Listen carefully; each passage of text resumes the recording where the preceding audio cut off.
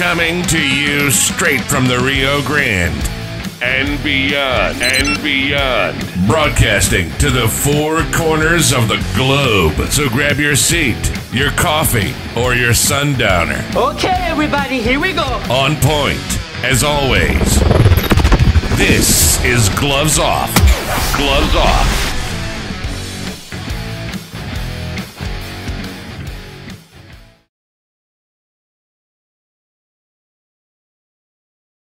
So when I was working on Selena, the series for Netflix, to play the role of Abraham Quintanilla, I put on a specific amount of weight, which I was fine doing, but also realizing it could be difficult to get that weight off. I got back into my physical regimen with James Leja, but I was still having trouble with just those last amounts. And that's when I got to meet Arturo from Laredo Medical Weight Loss Clinic. And just the products that he gave me kind of put me over the edge. I feel great about myself.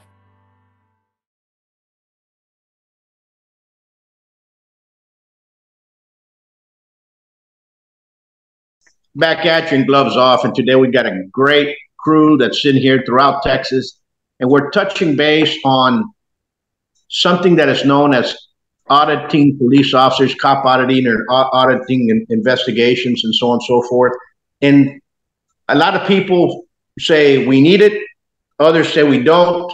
I'm here with the experts and the folks that are out there on the street doing this, and the reason we're doing this is we want to enable more protection for the good badges that are out there. This is not something of hate towards any police officer whatsoever. This is about let's protect what is good and what is right for others.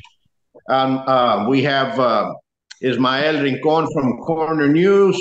We got Manuel Mata from Fort Worth. We got Harvey from the Houston area, and we're going to touch base with everything that's been going on. I'll start it off with the first question I'm going to ask you guys. How did each one of you get involved in this? Manuel? Well, I got into cop watching or keeping an eye on police officers because I was filming a shooting my friend got shot at a game room. And they had told me, so I went up there, I started filming it a little bit, and I felt like an uneasy vibe. And I wasn't as experienced as I am now to where they would intimidate me or make me leave. But that's what I did. To avoid conflict, I left, right? I avoided the whole thing because I noticed one of them watching me. I took off. I ended up at a Quick Trip because I didn't want to. He was following me, so I didn't want to take him to my house. So I went to a Quick Trip thinking I would be safe. And it was completely wrong. I got into a 20-minute, I wouldn't say an argument. I was basically telling him for 20 minutes to leave me alone, to walk away from me, and he would not. So finally, the police officer was following you? Yeah, he followed me all the way to the Quick Trip. He actually made it there before I did. So whenever he walked up to me, he started trying to tell me about a light on my bike. And I told him, but it's not a vehicle, because he said, you need to have a light on your vehicle. It's considered. I said, no, it's not. It's not a car, bro. It's a bike. And then I think I made him more mad when I told him, so you're telling me that I need to have a light on my bike? And he's like, yeah. I said, okay, well, thank you. Thank you for letting me know that me driving around in my bike without a light is illegal. I will fix it in the future. So they were like, okay. Now you have to leave. And I'm like, I'm not going nowhere. I need y'all to leave me alone, because it ended up being him and the supervisor, Hoffman and Young. So they got the QT guy to come outside and trespass me. But then I made him change his mind from a permanent trespass. He's like, just go ahead and leave for right now, and you can come back tomorrow. And I said, okay, cool. You know, I respect you. And I said, F the cops. Right? Because they're the reason this all happened to me. But I didn't want to go into a dark spot with them because I know what they're capable of. So I got trespassed and I was leaving. Now remember, he already warned me about the light on my bike. So I said, cool, I'll get one. So as soon as I cross the street and get on my bike, the supervisor's already across the street. He turns his lights on and tries to run into me. So I swerve him, and then I hit the little concrete embankments that are in between parking spots. I hit those and I fall over. I get up, and then he gets out of his car. He's like, hey, come here. This dude just tried to hit me with his car after they got me to get trespassed. And I was like, nah, hell no. So I got scared. I got back on my bike, and that's when I told them, hell nah. And I took off. They ended up chasing me. I lost them the first time, and then I got back on my bike, and I made it past Allen. And that's when the same officer I was dealing with for 20 minutes turned off his head, the lights, the flashing lights. He turned off his headlights and hit me. He hit me with his car. So after that, they refused me medical attention because I wouldn't tell them what my name was. And then I asked them, I have this on body cam footage, right? I asked them what they were arresting me for. And that's what the supervisor said, for not having a light on my bike. And that's when I told them, I'm not talking to y'all no more. And I shut up. And they kept telling me, what's your name? And I told them, I'm not telling you shit. So I ended up going to jail, and I got out. I tried to get the name and badge numbers of everybody. I tried to get a police report. They wouldn't tell me nothing. I got trespassed. I got threatened with trespass from the police station, and then I got trespassed the second time for just trying to get names and badge numbers to hold them accountable. So that was like an eye-opener for me because I didn't do anything wrong. But he planted drugs on me. He hit me with his car, and to this day, I still haven't got my bike back. But they with evading arrest and possession of controlled substance, and the evading arrest got dismissed, and they convinced me, my lawyer. This is why I don't trust lawyers no more. Right? He convinced me that I was pleading guilty to a little thing of marijuana that I had. That's what I was in possession of. So my lawyer kept saying, they want you to plead 25 days to these drugs. So in my head, I'm thinking it's weed. Okay, I'll plead 25 days, ain't nothing. I already done it. So it's basically, when I sign, it's time served. So in a couple of days, I'll be leaving. And when I got out, that's when I see my paperwork. It said controlled substance. And then I called this lawyer and I said, why you lied to me like that? He goes, who are you? And I told him, Manuel Mata, remember? You said that I could still sue them when I got out of court because they did me wrong. But you lied to me. So now I can't sue them because you made me plead guilty to a charge that I didn't have.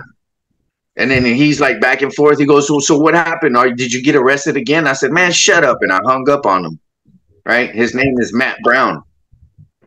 But that was an eye-opening experience for me. And I just went back into my neighborhood because I posted that video, and then I made my YouTube channel, and people started reaching out to me like, hey, I've dealt with that cop before. Or look at this video. So that got me to a bigger investigation, right? Because it went from them doing this to me to doing other people to where they were sending me their videos. But they were still scared. They're like, don't post it. Please don't post it. So I would go around and find these officers in these videos. And my experience was the same way in the videos I got shown, right? Because they were tyrannical. Give me this, go over here, go over there. And at first, I stood on my rights. They would literally walk up to me and I would not move. So I ended up getting arrested a total of, I think, 9 times, right? And I had to go to the law library. Me and Harvey had to go to the law library. We had to figure out traffic codes, everything that they would try to use to get us. Like if we can't walk across the street because they're gonna give us a ticket or arrest us. See, these are the little games they play after they know, because they'll say, "Oh, we don't have a problem with you filming. Be quiet." But then they find all these other things that you have to protect yourself from, which is jaywalking, walking in the roadway when there's a sidewalk provided. And if you're in a car, you have to make sure that driver license up to date, insurance, tags, everything. Use your blinker 100 yards before you get to the designated stop to turn. You have to remember all these things. And this is what me and Harvey were telling each other. Dude, hey, we have I add something? Cops. Remember, I pulled that body camera footage, and the body camera footage, you could see me and Manuel were filming the cops, and the cops were talking to each other. They said, if these guys even put 1 foot off that curb into the street, we're taking them to jail. I have that on body camera, the officer saying that about me and Manuel. Yeah. Well, now let's take it to your story. How did you get involved? Thank you, Manuel, for yours, and we'll get back in questions for that. But how did you get involved, Harvey? You talking to? Well, I grew up on the Mississippi Gulf Coast, man, and there's not a lot of crime down there. And me and my friends, we were all into smoking pot, and I had a couple of, I had several black friends, and we were into the pot scene. And the police realized what we were doing, and they just nonstop, constantly harassed me.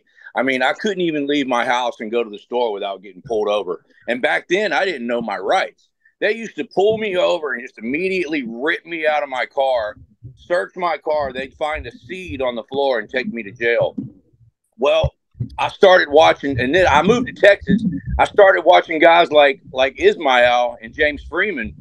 And I was just fascinated by that, man. And I told myself, I'm going to learn my rights. And then the next time the police harass me, I will get the body camera footage. I had a dash camera set up, but I actually got pulled over and my dash camera malfunctioned. But I pulled all the body camera footage and I uploaded that video to YouTube, and it went viral. And right then and there, man, I was hooked. And I think Carolina in Fort Worth, she sent me an email saying, man, I really like how you dealt with those cops. You should go cop watching with me. And ever since I went cop watching with her, then I started going cop watching with Manuel. And but yeah, that's what started it for me, man. And Ismael, how did you start? How did you come across this? Well, I started, I want to say, when an incident in my property happened. I was patrolling my property. I was checking on a truck that had been vandalized, and I was open carrying a rifle. Keep in mind, this is about a block away from the river, from the border from Mexico. So I was open carrying, patrolling. Laredo police officer arrived and detained me, disarmed me. He pointed his gun at me. Then he demanded ID. They detained me in cuffs. They hurt my shoulder. They did all sort of violations and things. I started recording. I have never recorded cops before, so I started recording that interaction. And this officer ripped the phone from my hand twice. And then later he just said, "There's no report to be made, so I'm not making a report." They took my wallet from my person without my consent. They're like, "Well, we already checked you. You're clear. You're free to go."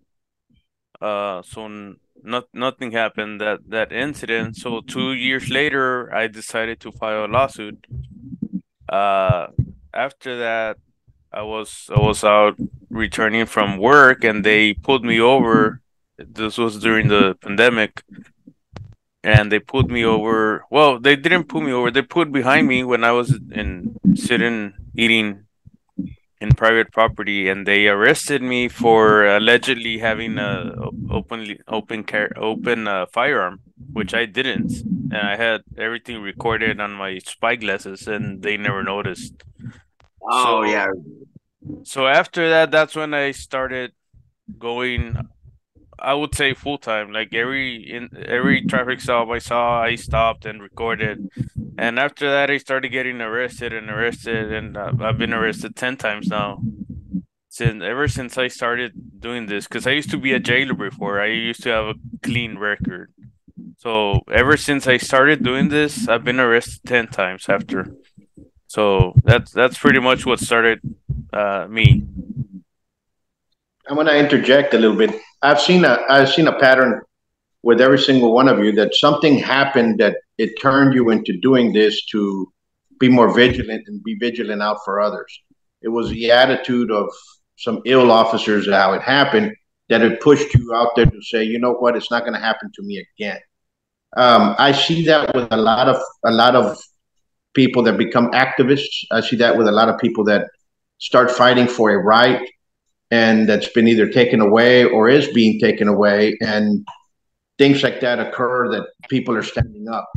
This is something that it's not only happening with you guys here, it's happening all over the United States. But we're just talking here in Texas. Here's a question I'm going to ask. Do you all think it's part of the police education system, or is it actually culture for each department? And I want to divide departments for people. Here in Texas, of course, we have our state police, which are state troopers. And then every county has a sheriff and several constables, which each one of those is independent, if you want to put it that way. Then you have every municipality has a police department. In Dallas, you might have about 15 because you might be in Arlington, Grand Prairie, Fort Worth, and so on and so forth. But you might have the Tarrant County Sheriff's Department and the Dallas County Sheriff's Department. That's where we have the Webb County. And Houston's the same way. Then, of course, you have your school police. Is this a departmental subculture, or is this a culture that exists throughout? Because I'm seeing you're in Houston, you're in Fort Worth, you're in Laredo, and we're kind of getting the same thing. What do y'all think? Harvey?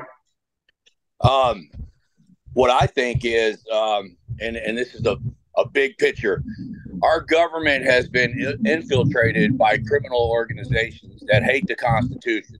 So these police officers are trained to violate our rights by the people who set up these police academies, which are these criminal organizations which have infiltrated our government.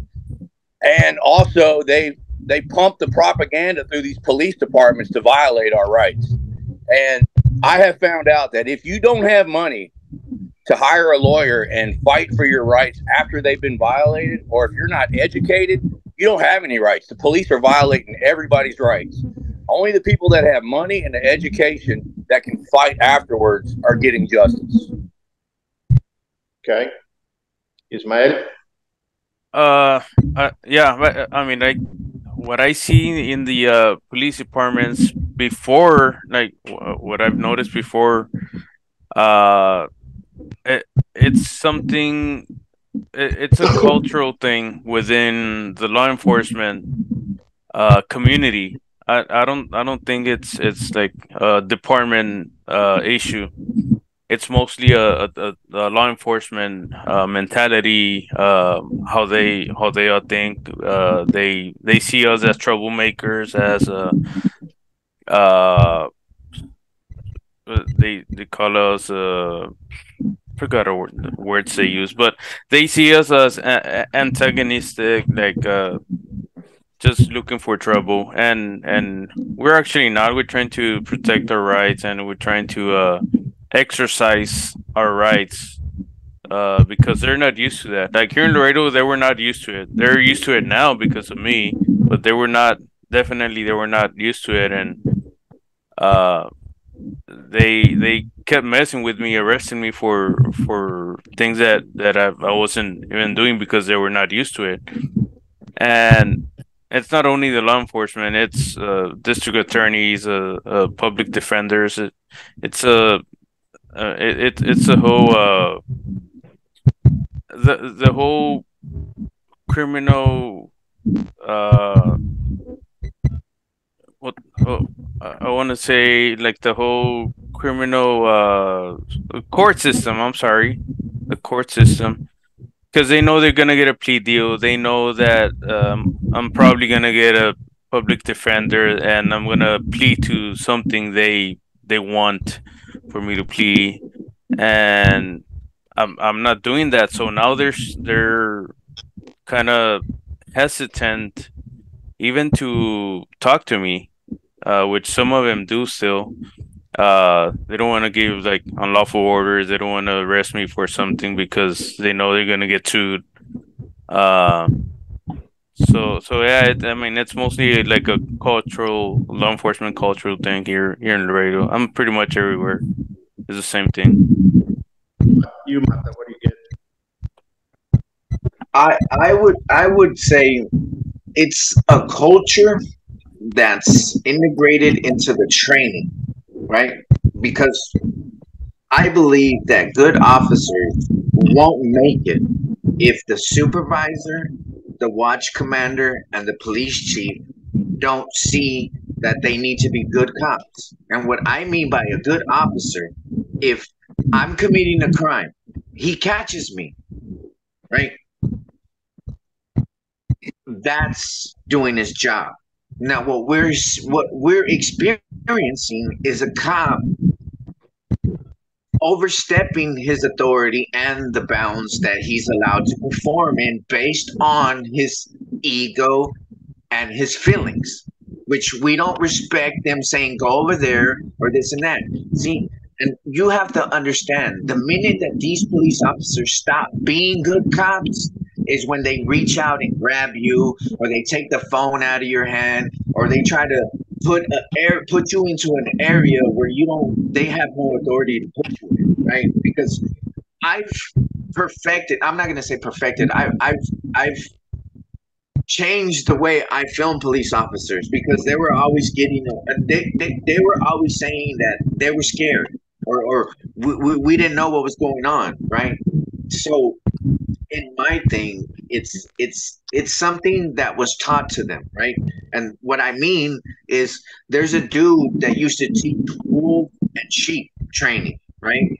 And there was a guy, and he was doing it for over 20 years. He was teaching police departments to look at citizens as sheep, right? They're going to follow you. They're going to obey. They're going to listen.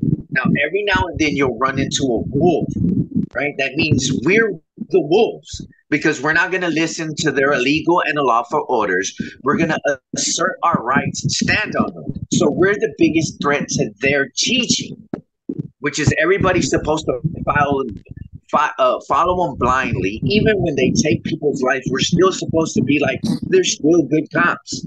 They're still good cops, when in reality, they're not.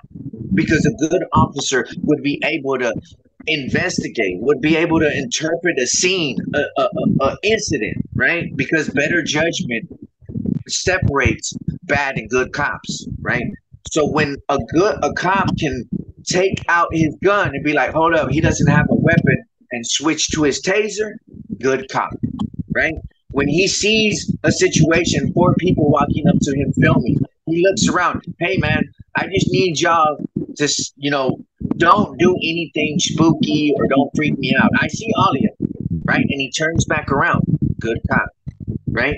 Because once you understand what's going on, you can't hide behind, I don't like you there, or we don't need this here, right? Because in order to remain a good cop, other people have to be able to say, hey, that's a good cop, because look how he did us. Look how he is daily, right? Because you can't be a good person 1 week out of a month and the rest be garbage and expect someone to say you're a good cop. So this is embedded into them. And our solution is simple, right?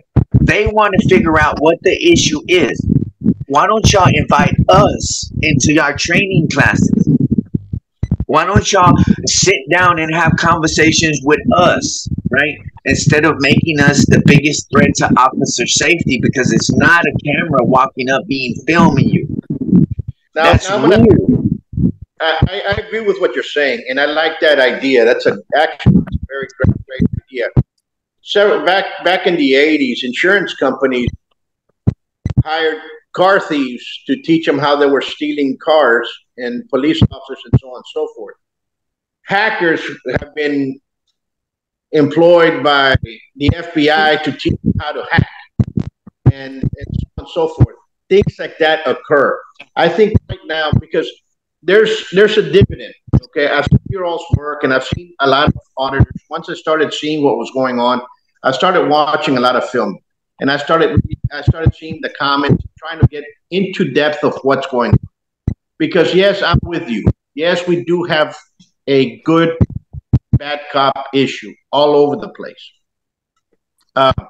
The problem is, I want to protect good officers. I want to make sure the good officers are doing their job, and the bad officers are no longer playing musical chairs.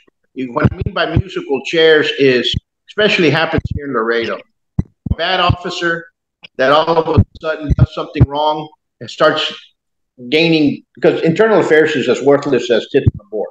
But when you start, especially if they're checking on their own. Now, if you have a citizens internal affair review board, that's a different story.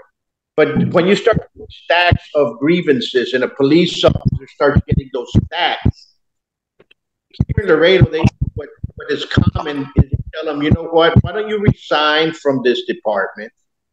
And our buddy over there at the constable's office is going to hire you. Then he goes off to the constable, still never being reprimanded whatsoever of the grievances that he had. Starts making another pile of grievances over in that constable area. And the same thing would happen a year, 2 years down the road. And all of a sudden now you see that guy working at the school police or the college police or in some other capacity. Those officers that are stacking up grievances should be, how can I say, those grievances should be recorded somewhere until they say, you know what, now you've extended your thing. You're no longer going to be getting your license renewed. Sorry. And that's how you start taking away from bad officers. That's one thing.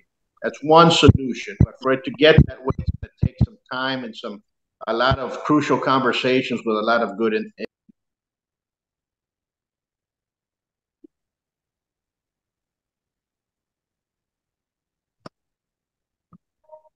They look at cop walking and what you're doing as instigating and antagonists. I've seen a lot of great videos that are coming in there, and a lot of these police officers are stating, look at the way he talked to me, look at the way he did this to me, look at the way he's acting, he's intimidating, so on and so forth. And you see a lot of the language that is being used towards them. And those I look at, yeah, I understand YouTube. They're trying to get the likes and the shares and the watch time and monetize that issue. I get that. But also, is it being harmful or is it being worthwhile, or taking it like you're saying, Mata, is now they know that we're here. Hey, just stay over there instead of picking a fight with these guys. What do y'all think? Harvey? Yeah, let me add something real quick to what Manuel was saying. I've actually got video of 2 Fort Worth police officers where they were harassing Carolina and Fort Worth for filming. And they actually said to her that we have had training in how to deal with you cop watchers. And in the same breath as them saying they have had training on how to deal with camera people, they told her that they are allowed to tell her where to stand. And they told her to stand like 30 feet away, and she was on a public sidewalk. They can't do that. And then right after they got done saying that, Carolina was talking to somebody, and then they told her to be quiet, that they can arrest her for talking, for interference. So they said they had training, but then they went on to say 2 of the stupidest things I've ever heard that are unlawful orders. I don't know that there is a problem. There's a big problem. Oh my God. Hey, why aren't y'all taking the car home? Why are they towing your car for? Why are they towing the car? You are the ragged edge of interference, and you know that. No, did you know that letter D says that speech cannot be counted as interference? Okay. It says it. Speech interferes with my investigation. No. That idiot actually just said he'll arrest her for interference if her speech interferes with his investigation. Yeah. No, I get what you're saying. I get what you're saying. Like I said, we have to do something for that. I think there has to be some more schooling all the way around. Yeah. All the way around. Hell yeah. How about you, Manuel or Ismael, if you want to interject with what I'm saying? Like as far as I know there's some cup watchers that are more verbal. It kind of seems like they're like instigators and stuff. But I mean, you have a right to redress your grievances. You have a right to let them know how you feel, especially if they're giving you unlawful orders and stuff. That's not my thing. I usually don't say a word until they start giving me orders. So like the last video I uploaded, I was just recording on the public sidewalk. And they started telling me, you gotta move back that way or behind the unit. And I didn't say a word before that, so once they started giving me those unlawful orders, like don't stand behind me, stand over there, then they start talking uh calmly, and then they start showing their true colors that you need to do something good for the community. You're not doing anything. We're here doing our jobs and this and that.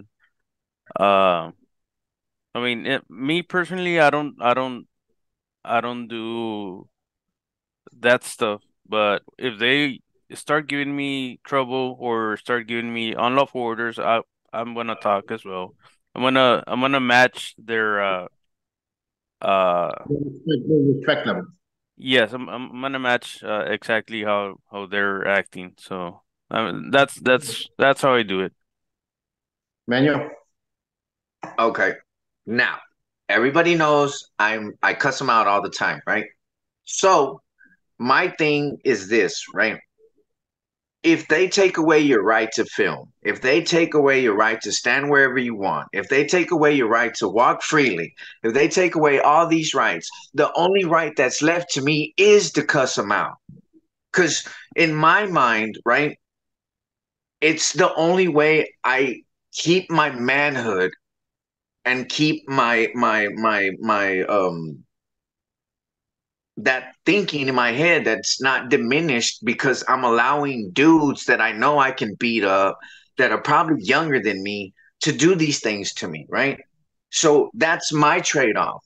I'm not punching them in the face. I'm not picking them up and slamming them. I'm telling them, F you, leave me the F alone, DF click members. You know, that's what I'm saying. And I'm calling them Bs and I'm calling them A-holes and I'm calling them whatever, right? Because not only is it afforded to me, it's protected. And that's all we have left when they're doing all this back to back to you. Because to me, if I was not filming, they would have beat me to death a long time ago. Yeah, absolutely. No, I get where it's coming from. But I saw one. Now, other people, it might not work for them. It might not get them the result they need. So that's why I'm saying, like I said it last time, for me to say that a person shouldn't cuss or they should not do buildings, I would be in the same arena as the people that are telling us that we don't have a right to. I can't become a tyrant, right? And do the same actions that they do to each other, right? Like I might not like a person because they're just shitty people, right? But for me to be like, they shouldn't do this or they shouldn't do that, it's not my place, right? Because we're all supposed to be doing the same thing. I get you. And the reason I'm saying that is because I was reading all the comments, not on yours, on a lot of things, and I was seeing how there's a lot of police officers that are thanking you guys for what you all are doing. And then you have a lot of them that are like, hey, these guys are just antagonists. And you see that with people. So it's kind of split. What would you see? And I'm not mentioning you guys as per se. I'm just saying in general what cop watching is or cop auditing is. What do you see as a solution that should be in there? Better training, getting to understand what it is, more classes on community responsibility, on social integrity of how to talk to people, how ethics, or what is in there that we can change this? Because to me, it looks like a cultural, subcultural thing that's inside the police department. And to look, and I said it last time, and I'll say it again. The only way this is going to change, because it's already an embedded culture, right, is to get the people that have created this culture and are continuing it out of the way. And if it's a supervisor, if it's a lieutenant, if it's a watch commander, and even the police chief, he has to go. Nothing's going to change. Nothing's going to stop, because they're always going to say, we're working on it. This is what we're planning on it, and this and that. We wanted a citizen review board. Our police chief said no, that he wanted to put his own people in there. And that's what we're tired of. Because here it's cops that are getting in trouble having to hold cops accountable. That's what we deal with here, right? Internal affairs is nothing but cops and investigators that got in trouble, and that's their punishment. Just like the same way here. If you mess around in a good division, you're gonna end up in Central Division A, B, in the East Side or the South. Cops are leaving these divisions because they have garbage partners, garbage supervisors, and these officers do not feel safe there. I know a bunch of them that have said to my face. That's So so if I'm a problem, yeah, because if I'm a problem, the only problem that I have is I managed to identify what everyone else is overlooking. I understand. So I guess another solution would be to protect the good officers, and good laws and legislation has to be done to make sure that they're able to place these grievances of what they've seen and be protected. Period. And nothing to happen.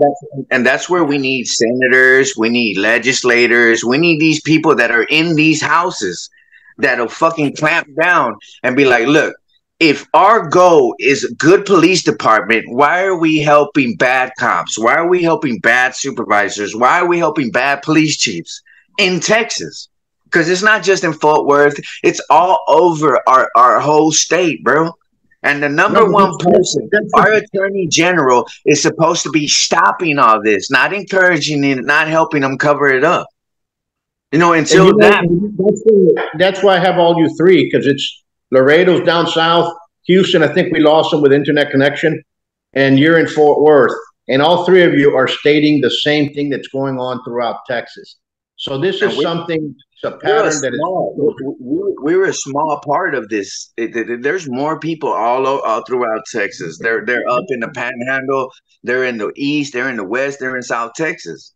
You know, and their goal is to get us all to stop, because beforehand it was only a New York thing. It was only a California thing. It's a Florida thing. It's everywhere else but here. Now that we're saying Texas is worse because we're a blue state. This whole state wants to back the blue. And I'm tired of people saying we're going to back up cops, even bad ones, because if you're still saying that all cops are good and we have so many police officers that are getting charged, getting sent to prison, losing their jobs, gypsy cops is what you're saying, where they're allowed to go somewhere else and be a cop somewhere.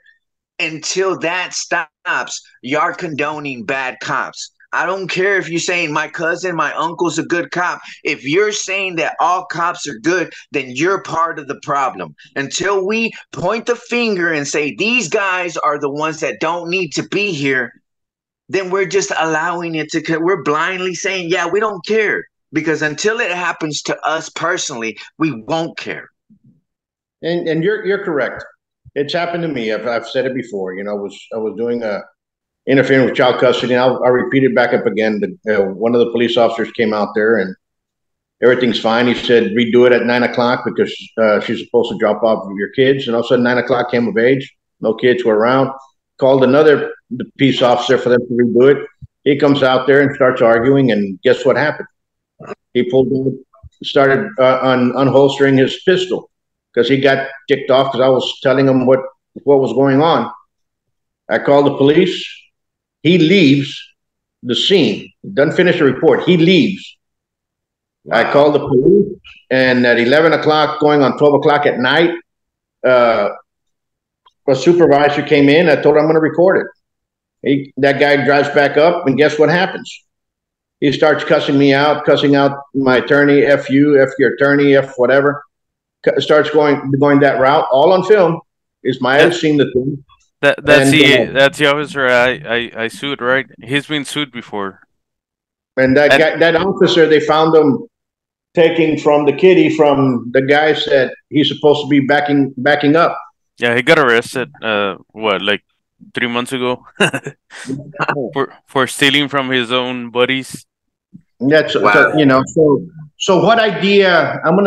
I'm getting something here, a package. So continue elaborating, Ismael, on what you think needs to happen in equality. So to answer your question in regards to if they need training, Here in Laredo, I've noticed from new cadets, they tell me we're using your videos here in Laredo. We're using your videos to train in regards to First Amendment.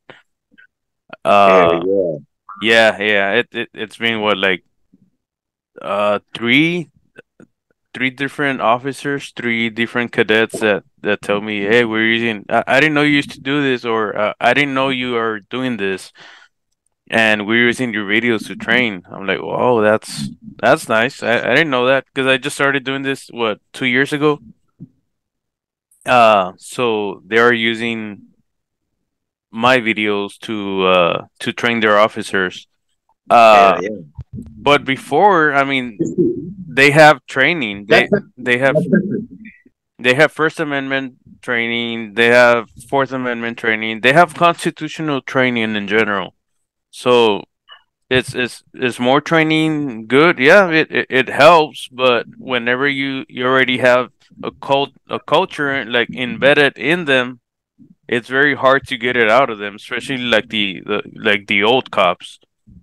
They're not used to recording. They're not used to using body cams. They're not used to accountability, period. The newer cops are getting a little bit better, but the bad thing about the new cops, they're getting trained by old cops. The FTOs are usually old tyrant cops. Yep. And some of them pick That's up what I was saying. their yeah, some of them pick up what they get trained, some of them know not to. I mean, it's just how the person is going to be. If the person has good morals, he's going to be a good cop. If you don't have good morals, it all starts like how you were raised and all that. So is good training necessary? Yeah, maybe, but not necessarily. Um, so that's my take in that. Well, number one, hopefully something will get done because it seems to be that there is some kind of subcultural issues going on, and it has to change. And you guys continue doing what you're doing because you guys are standing up in the right for the Constitution, and the Constitution cannot be blemished in any way. But understanding that fact, you all good officers out there, we're behind you 100%. Okay, and let's keep that going. Let's protect the good badges. I think we're all into the consensus. Yeah, I have very good friends that are active police officers, not only Texas officer, but federal agents that are good friends with me, and they back me up what I do. Will they defend me publicly? Probably not, because they're probably gonna get retaliated or something. Yeah, they don't want to lose their job. Yeah, they want to keep their job, of course. And just want to touch what you said earlier in regards to some of the YouTubers wanting clicks and views, and James Freeman did a video about a month ago, and he said he was touching into that. Do we want clicks and views? Of course we do, because we want our message to get further. Out. We want our message to get out. We want more people to view what we're doing. So do we want more clicks and views? Of course we do. So I just wanted to say something in regards to that. No, of course we all want our clicks and views, but what I'm saying is there's good ways to do it, and there's other ways to do it. Right. Yeah. Guys, I want you guys to continue doing what you guys are doing. Keep pushing it forward. Hopefully you'll break the ice. I think we lost Harvey, but thank him as well. We'll give him a call. One more thing about what you mentioned earlier, Chico. If we can get someone behind to where, because right now Chico has no bite, it has bark, but it has no bite. They don't have the authority to take their stuff. They don't have the authority to do anything unless it's approved by POAs, police departments, stuff like that. So my suggestion would be to give more power to the T code people to take the certification, to be able to decertify without having to involve the city and all these other people that might have influence. You know, because that might be an idea in a sense of, it's going to be a long fight because everybody, look at what happened in God, that horrible incident in Uvalde what we had last year. We had 370 something badges, and they all stuck around playing pocket pool, and none of them were reprimanded whatsoever. Nothing happened to none of them. I mean, if I would have been the governor who was actually above everything, I would have slammed that gavel so fast and removed every single license that was there. And but it wouldn't happen. So we need to do something about that, and especially those licenses that were state mandated, because there were also a lot of federal licenses that were there, but those that he had power over. So we have to be able to protect them. And I think right now is a time, since this is going and you guys are pushing for that, you're going to start seeing some legislation falling that way to protect good officers. And we need better officers on the ground. We need better training in the academies. We have to start training them this way. That subculture has to go out. Like you said, it's usually the older officers that are there, maybe so. I acquaint with that, but I think that we all need to do something about it. I'm going to leave you guys with the following note, and this note goes out to everybody out there, citizens as well as law enforcement officers. We're here to protect everybody and to bring forth some issues that are involved in the community. This is not to attack one or the other. These are just experiences that I've attained. And now we have you all doing what activists do, standing up for the rights that were deprived from you all, and you don't want that to happen to others. It happens. We're not going after any one particular group, but like I say, we will protect good officers and guys out there that are peace officers and first responders. Thank you all for what you all do as well. So you guys, you all take care. Folks out there, we leave you with this. God bless, stay peace, and remember, positivity wins. Until next time, much peace.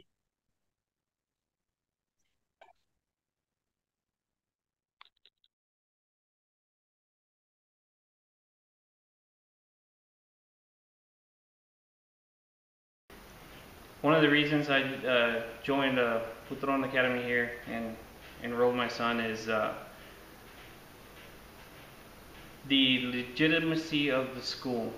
No tenemos palabras maravillosas, sinceramente no tenemos ninguna palabra negativa, estamos totalmente agradecidos. Lo único que yo podría decir como madre es que se animen completamente a venir a traer a sus hijos aquí a la academia. Totalmente es una experiencia muy bonita. Overall, the academy is I've had a great experience with it, and I would encourage anyone who would want to become a better version of themselves to join.